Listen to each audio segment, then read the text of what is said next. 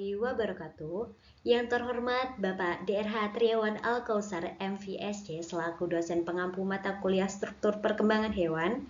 Video ini kami buat untuk memenuhi tugas mata kuliah struktur perkembangan hewan. Dan pada video kali ini kami akan membahas sistem kardiovaskuler dengan anggota kelompok kami yaitu Ananda Pramudita, Eliza Kusnul Dewi Rahmawati, Fahmi Azriel, dan juga Septriana.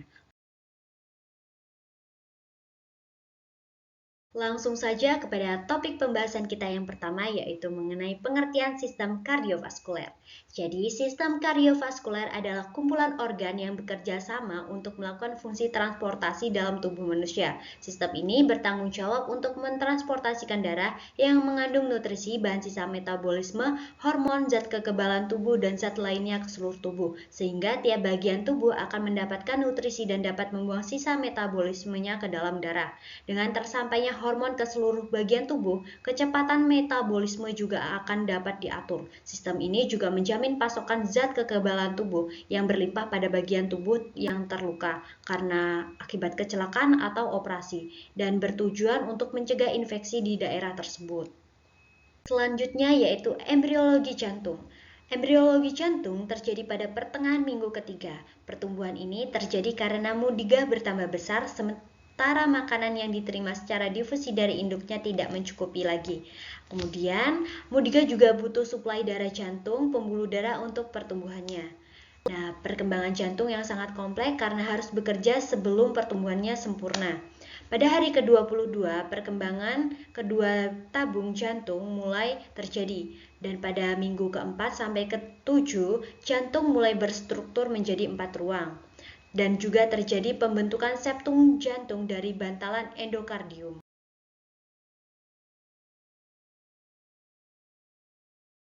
Kemudian selanjutnya, ada fase-fase embriologi jantung.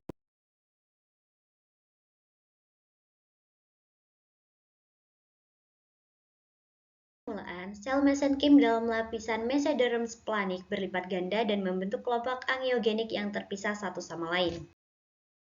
Kelompok ini mula-mula terletak pada sisi kiri mudiga, tetapi dengan cepat menyebar ke arah kepala. Kelompok ini kemudian berongga, bersatu, dan membentuk jalinan pembuluh darah kecil yang berbentuk tapak kuda. Bagian depan tengah yaitu merupakan daerah kardiogenik, rongga selom intraembrional atau bagian atas, kemudian ada juga rongga perikardium.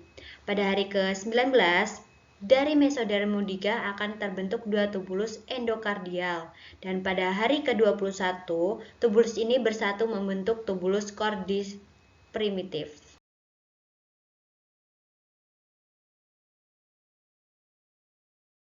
Selanjutnya, pada fase permulaan, tubulus ini akan berkembang menjadi sinus venosus, atrium primitif, ventricle primitif, dan bulbus cordis, seperti yang terlihat pada gambar.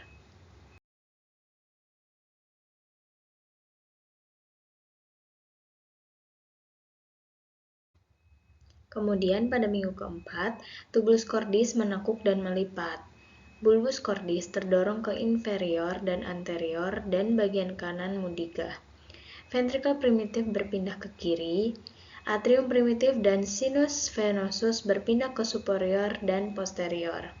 Pada hari ke-28, tubulus cordis berbentuk S. Bisa dilihat pada gambar pada 22 hari masih lurus, kemudian pada 23 hari sudah mulai membentuk S, dan pada 24 hari sudah hampir berbentuk seperti jantung pada umumnya. Kemudian pertumbuhan jantung yang besar terjadi pada minggu ke-5 sampai ke-8.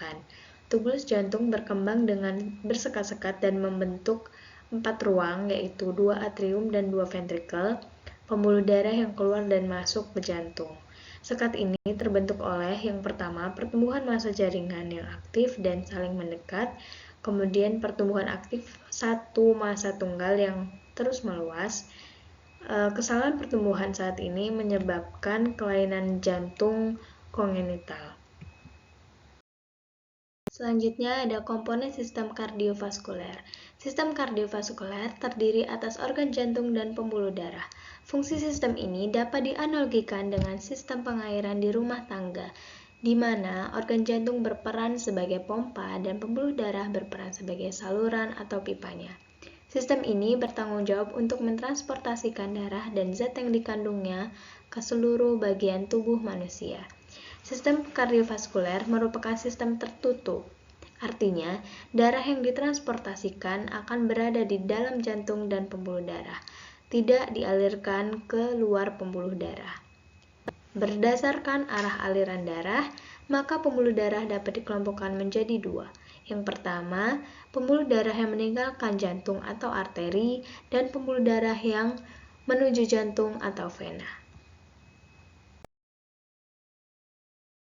Selanjutnya, ada anatomi jantung yang dapat kita lihat pada gambar. Yang pertama di sini ada vena cava superior, kemudian serambi kanan, kemudian di sini ada bilik kanan, kemudian yang ini vena cava inferior, yang ini aorta, kemudian yang sebelah sini bilik kiri, ini merupakan arteri koroner, kemudian ini serambi kiri, ini merupakan arteri paru-paru, ini juga aorta, dan ini arteri ke kepala. Nah, ini bagian dalamnya jika dibelah.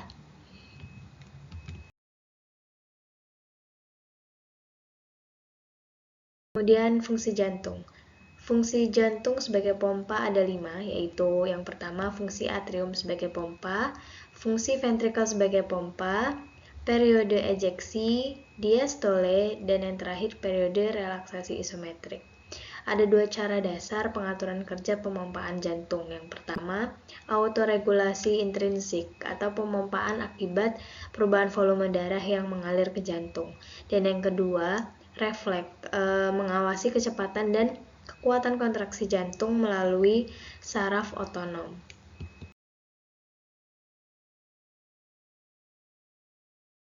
Sekian penyampaian materi dari kami. Jika ada yang kurang jelas atau ada hal yang ingin ditanyakan, silahkan tulis di kolom komentar di bawah. Terima kasih. Wassalamualaikum warahmatullahi wabarakatuh.